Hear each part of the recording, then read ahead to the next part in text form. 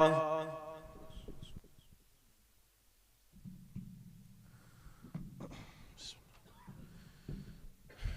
الحمد لله نحمده ونستعينه ونستغفره ونؤمن به ونتوكل عليه ونعوذ بالله من شرور أنفسنا من سيئات أعمالنا من يهد الله فلا مضل له ومن يضلله فلا هادي له ونشهد أن لا إله إلا الله وحده لا شريك له ونشهد أن سيدنا وحبيبنا ومولانا محمدا عبده ورسوله قال الله تعالى في كتابه الكريم بعد أعوذ بالله من الشيطان الرجيم فبما رحمة من الله لنت لهم ولو كنت فظا غليظ القلب لانفضوا من حولك فاعف عنهم واستغفر لهم وشاورهم في الأمر فإذا عزمت فتوكل على الله إن الله يحب المتوكلين صدق الله العظيم. فقال النبي الكريم صلى الله تعالى عليه وسلم إذا استشار أحدكم أخاه فليشر عليه أو كما قال عليه الصلاة والسلام. أما بعد.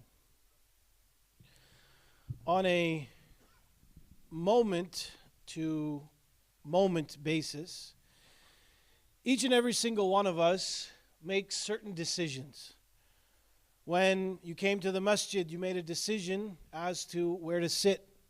Before coming to the masjid, you had to decide what to wear.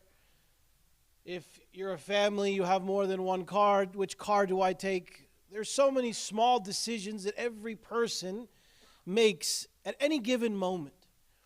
And we often don't recognize the smaller ones because they're what you call micro decisions. They just keep happening, small things one after the other.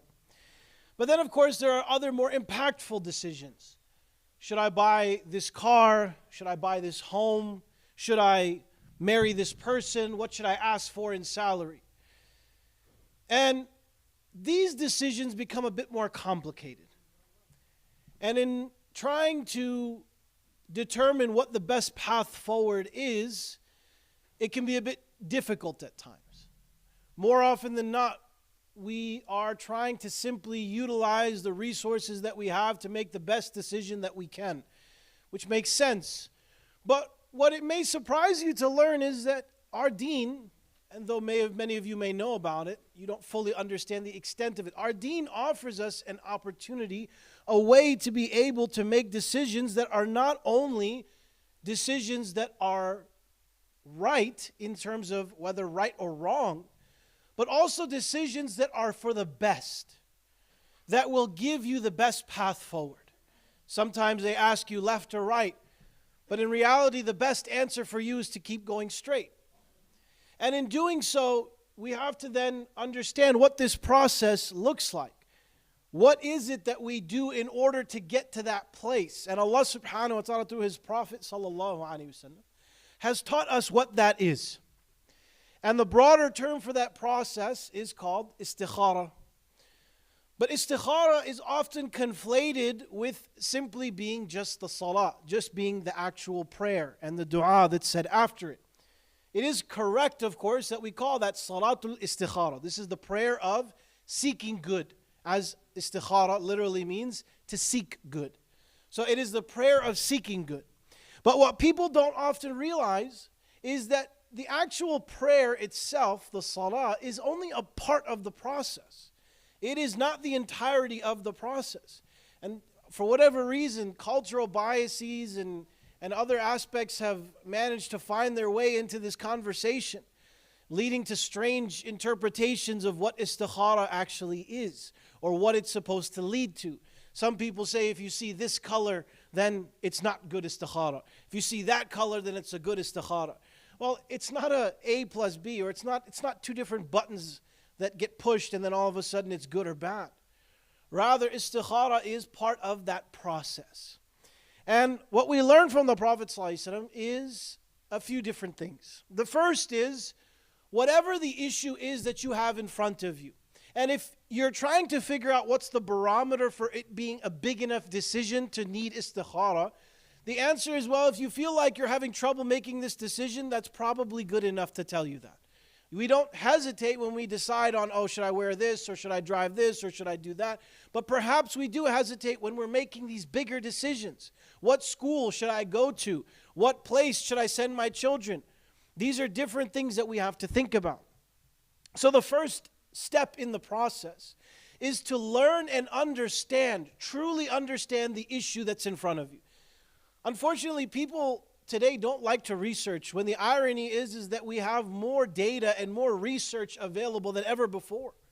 There's more opportunities to gain knowledge about a variety of subjects than there ever has been in any time in history.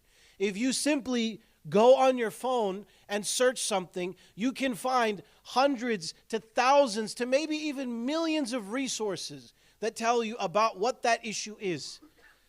And within that then, you can go and see, what is it about this issue is it that I need to understand? And oftentimes people say, well, look, I hired someone to do this for me, so, I don't want to do it. So, for example, people may say, I'm buying a house, I hired a real estate agent to tell me these things. But at the end of the day, Allah subhanahu wa ta'ala has put you in charge of your finances. Allah has put you in charge of your family, which means that you can't outsource that job to someone else.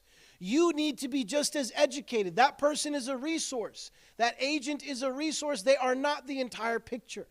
And you need to be, in the tradition of Muslims, even of the past, someone who expands your scope to understand everything that you have in front of you. Knowledge of the past, knowledge in the past was something that was sought after. It was something that was not looked at as a burden, but rather it was seen as a blessing. Somebody, if they could go and learn, if they were able to become educated, that was something that was an honor. It was not a burden. And today people often look at it like, oh, I have to learn about this, or I have to do this. We have to recognize that the ummah of the past, the scholars, the great scholars of the past, were not simply just the sheikh who people went and asked questions to and nothing else. We have so many examples of great scholars who were polymaths, meaning they were people who were experts in many subjects, medicine, from astronomy, to all these different aspects. And by doing so, they were able to make their religious understanding holistic.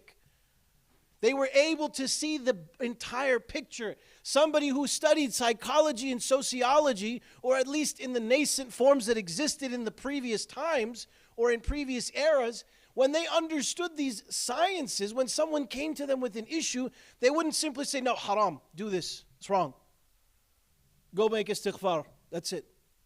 They could understand that there was a deeper underlying issue. They could see that there was a problem. This tradition is our tradition, and we shouldn't run from it. We shouldn't hide from it. We shouldn't say, oh, I don't want to learn more in this. We have to be people who are people of what we call ihsan, excellence. So when you have an issue in front of you that is vexing you, it's making you think, you're trying to decide, should I go this way or that way? First, you need to go and understand the issue fully. You need to see what are the different resources that exist. What are the different sides of the argument? One side says this, another side says this. Well, perhaps there are some others then who I need to learn. And I need to see what is their perspective. Not to say that I see one perspective and I say, oh, this is what I'm going to follow. But rather that I take all the information and then I use that in my own process. That's the first step. Go and learn. Understand what this issue is and how to deal with it. If someone comes to you for your son or your daughter for marriage, and they're perhaps of a different racial background, go and understand what that's going to mean. Ask people perhaps who have been in the same situation. Go and talk to individuals who have that experience. Go and see what are studies that have been done from a sociological perspective on the benefits and even the potential harms of these things. Go and study it and learn it. And from there, the next step is to go shawirhum. Go and ask people you trust. The first part is you need to do your part. You need to understand the issue. You need to know what it is that you're talking about here. Then the second part is, I'm not saying you need to become a subject matter expert, but at least you need to be someone who has a firm grasp when you're having a conversation. And then go to people who you trust, or go to people who are experts in that subject and ask them about their opinion. What are your thoughts on this and this and this? If you're asking a parent who perhaps doesn't know but simply just wants the best for you, what do you think I should do in this situation because I've studied it and this is one thing that I see and this is one thing that I see. Even if they can't tell you from a empirical perspective, they can't tell you based on the data, they can tell you based on what they know about you. They can tell you based on the love that they have for you. And in doing so then, you take another perspective in of people who want the best for you. People who are close to you, your family, your friends, your mentors, your teachers, your parents, all people who want goodness for you. And when you've completed these two steps, this is now the part where people often don't realize. This is actually the part where you make the decision. Notice that I said that this is where you make the decision, and I haven't referenced the salah yet. This is because the order of istikhara is to go learn, to do istishara, as we call it, to seek counsel from people, and then to make your decision. Decide, I am going to buy this house. I am going to buy that car. I am not going to marry this person. I am going to marry this person. You make that decision, and then from there, we pray 2 rak'ah of nafil. We pray 2 rak'ah of extra prayers. Just extra prayers. There is no specific surah that you have to read. There is no specific time it must be read in. You don't have to go to sleep right after you pray it. None of these things are true. You simply just pray 2 rak'ahs, provided, of course, it's in a time that you can pray. And you pray those 2 rak'ahs, and afterwards you sit down and you make the dua of istikhara. And what is the dua? The Prophet ﷺ said, إِذَا هَمَّ أَحَدُكُمْ بِالْأَمْرِ فَلْيَرْكَعْ رَكْعَتَيْنِ مِنْ غَيْرِ الْفَرِيضَةِ ثُمَّ لِيَقُلْ. That one of you, when you want to make a decision, you're trying to figure out what to do, go pray this to salah and then make this dua. Allahumma inni astakhiruka bi'ilmik. Oh Allah, I ask you I seek goodness through your knowledge, Ya Allah. And I seek your power. I seek your might in decision making. وَأَسْأَلُكَ مِنْ فَضْلِكَ الْعَظِيمِ. I ask you from your great favor, Ya Allah. فَإِنَّكَ تَقْدِرُ وَلَا أَقْدِرُ. You are the one who decides matters, Ya Allah. I don't decide things. You are the one who determines the affairs of the heavens and the earth. وَتَعْلَمُ وَلَا أَعْلَمُ وَأَنْتَ عَلَّامُ الْغُيُوبِ. You know and I don't know. You have the picture and I have just a pixel. You know every single thing that there is to know. And then the part where you actually ask, Allahumma in kunta ta'lamu. Oh Allah, if you know, anna hadha al-amra khayrun li fi dini wa ma'ashi wa aqibati amri, faqduruhu li wa yassirhu li thumma barik li fihi. Oh Allah, if you know that this matter is something that is good for me, that it carries goodness for me in my deen, in my life, and in all matters of my affairs, then make it happen for me. Make it happen for me. Make it easy for me. And then put barakah in it, Ya Allah. Because it's one thing to actually do something, it's another thing to do it with barakah. To have blessings from Allah subhanahu wa ta'ala. وَإِن كُنْتَ تَعْلَمُ أَنَّ هَذَا الْأَمْرَ شَرٌّ لِي فِي دِينِي. But oh Allah, if you know that this situation, this issue, this affair is bad for me, in my deen, in my life, and in all my affairs, then, oh Allah, فَاصْرِفْهُ عَنِّي. Take it away from me. وَاصْرِفْنِي عَنْهُ. And take me away from it. You know, oftentimes, when you have to make a difficult decision, you're trying to decide, you make a decision, and there's always that one piece pulling you back, right? I wish. This is the dua. This part of the dua is to take that away. وَاصْرِفْنِي عَنْهُ. Take it away from me and take me away from it. I don't want to even think about it after this. وَقْدُرْ لِيَ الْخَيْرَ حَيْثُ كَانَ ثُمَّ رْضِنِي بِهِ. Oh Allah, then grant me goodness in wherever it is that you decree and make me happy with it. Simple dua, right?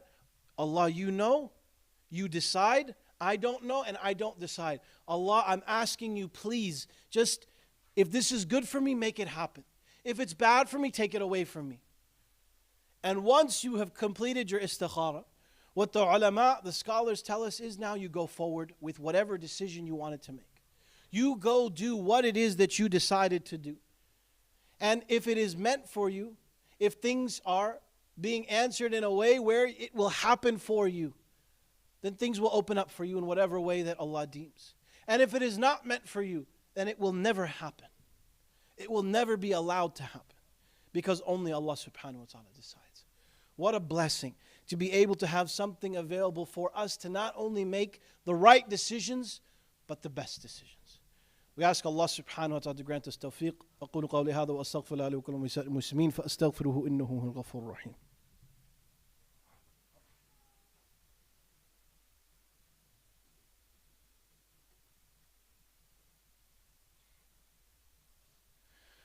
بسم الله الرحمن الرحيم الحمد لله رب العالمين والصلاة والسلام على سيد المرسلين سيدنا ونبينا ونبينا محمد وآله وصحبه وسلم أما بعد.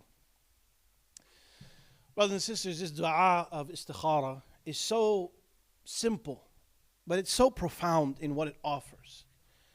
That there are people in this world who have to make decisions. And when they make decisions, these big picture decisions, they agonize over them. Because they can never know whether or not it's the best path for them. They will always have this feeling, if I had only done this, if I had only made this decision, if only, if. But what Salatul Istikhara does is once you have completed a rigorous process, mind you, that if anyone who was not even Muslim was to follow this process of decision making, they would at least feel more comfortable. But the seal of it is the salah. The seal of this decision is the dua. It's as if you're writing up this letter.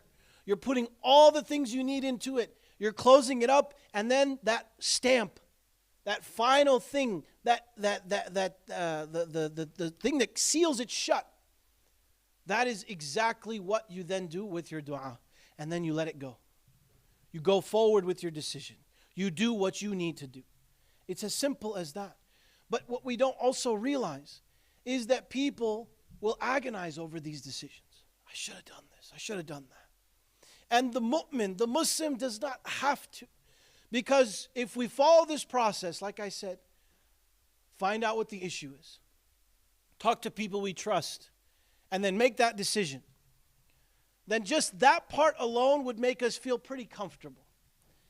Then when we conclude it by asking Allah to make it best for us, we conclude it by saying, Ya Allah, if this is good for me, make it happen and make it great. Or if it's not good for me, Ya Allah, take it away from me and never let me think about it again. When we do this, once whatever happens, happens. We buy that house, we buy that car, we marry this person. Whatever decision it is that we make or don't make or doesn't happen, we can rest easy knowing that that was what was best for us.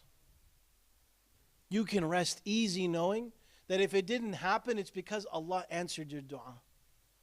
That no, this isn't good for you. There's something better coming.